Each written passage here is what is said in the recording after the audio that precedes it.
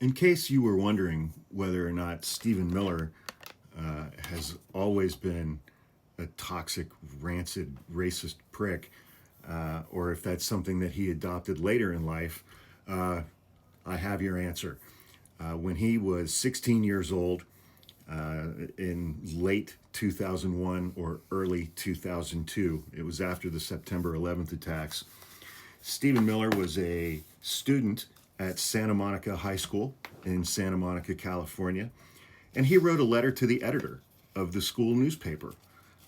And thankfully, they published that letter, and you can still find it today by Googling Stephen Miller High School letter to the editor, which I did, and I have his letter to the editor.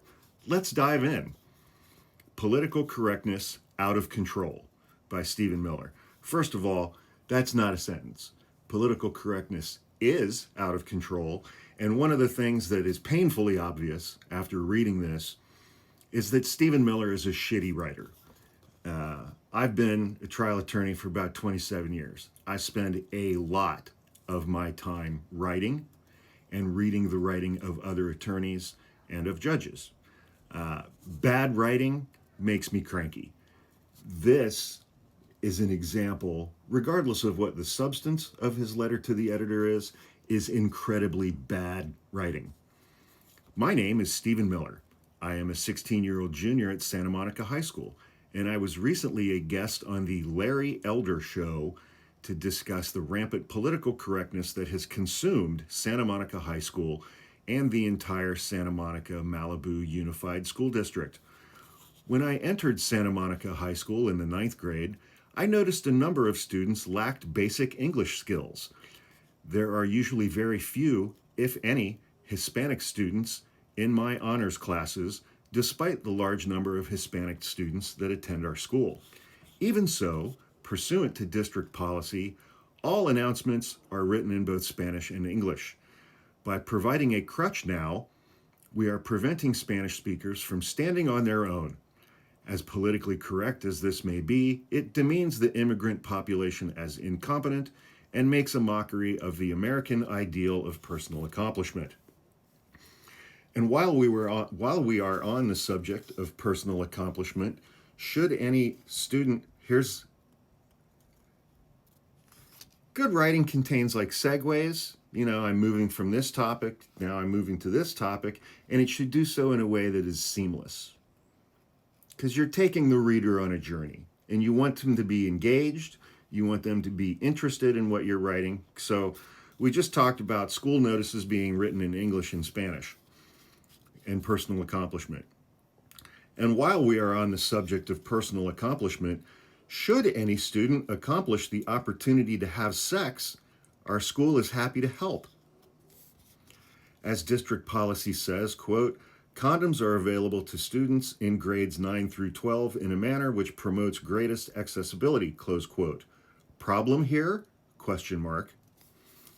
Legally speaking, sex between minors is statutory rape. No, it's not. Not to mention, 14-year-olds are a little young to be having sex regardless of the law. Stephen, you sexual matador, come on now. And just in case your son or daughter decides at their tender age that they are gay, we have a club on campus that will gladly help them foster their homosexuality. Do they notify parents if their teenagers have chosen an alternate lifestyle? Of course not. Santa Monica High School doesn't always obey district policy, though. For instance, despite district policy, he loves his rules, man. Stephen loves his rules and policies. For instance, despite district policy, our school refused to say the Pledge of Allegiance in classrooms for years. In other words, they only adhere to the liberal guidelines. It took months of effort to get the school to stop resisting and finally bring back the pledge. I wonder if people were allowed to say it in Spanish. And required intervention from the superintendent. Even then, it is still only said twice a week, while policy dictates it should be said every day. At least, one would hope, that on Veterans Day or Thanksgiving, students are taught about our brave soldiers and the courageous pilgrims. First Thanksgiving was a slaughter of Native Americans, by the way. But no such explanations are given, and rightly so, many misguided people would say. Shitty, shitty, shitty writing. Shitty writing.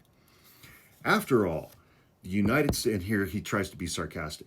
After all, the United States has used our soldiers to kill innocent people, and the same Indians that helped the Pilgrims were either shot or put on reservations. I suppose then that our country would be better off if our soldiers never killed anyone and we watched as our nation was obliterated by the evil in the world as we sung songs of peace and love.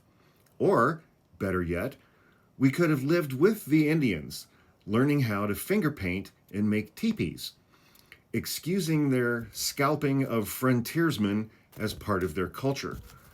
Forget about being the nation that stopped Hitler.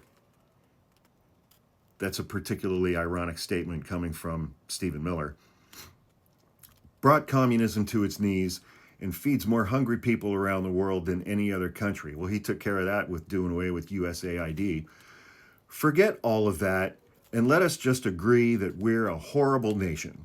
Or we can raise our flags, lift our guns, and proclaim that we are Americans, that we enjoy personal freedoms Islamic nations can only dream about. We are the land of the free, the home of the brave, unless you're Jimmy Kimmel. Sadly, my school has forgotten all of this. That is why we do nothing for American holidays, but everything for Mexican holidays. That is why history teachers denounce the United States as wickedly imperialistic, some supplementing standard history texts with something comfortably more liberal. He does not say what those things are. That is why teachers insult and demean the president, George W. Bush. That is why we invited a Muslim leader to the school to explain the splendor of Islam, but no such proclamation was ever made about America. That is why scarcely a student at my school covered their heart when the national anthem was played in the September 11th memorial. He's Cartman, as a hall monitor. Respect my authority. But instead of finding error in that, our school found error in our attacking Afghanistan. Ah, yes, the country where we went to war for 20 years against the Taliban, and after 22 years, turned control of that country over to the Taliban. The school newspaper condemned our military response. Administrators, worried students might become patriotic, were also quick to preach nonviolence. Osama bin Laden would feel very welcome at Santa Monica High School. If you feel, like me, that political correctness has crossed a line, shitty, shitty, shitty writing. Call the school or the district. Ask them to leave their liberal agendas at the front gate. Enough politics. It's time for common sense. And Stephen Miller wonders why he never got laid in high school. Have you seen my letter to the editor? What'd you think about that? He says on a first date. So yeah, he's been this way since he was a kid. He's been this way since he was a kid, which is why many members of his Jewish family who survived the Holocaust have since denounced him as a racist, and I think one or two of them also called him a Nazi. So he's always been this way. He's always been a ghoulish, racist, bigoted, homophobic, transphobe who hates women.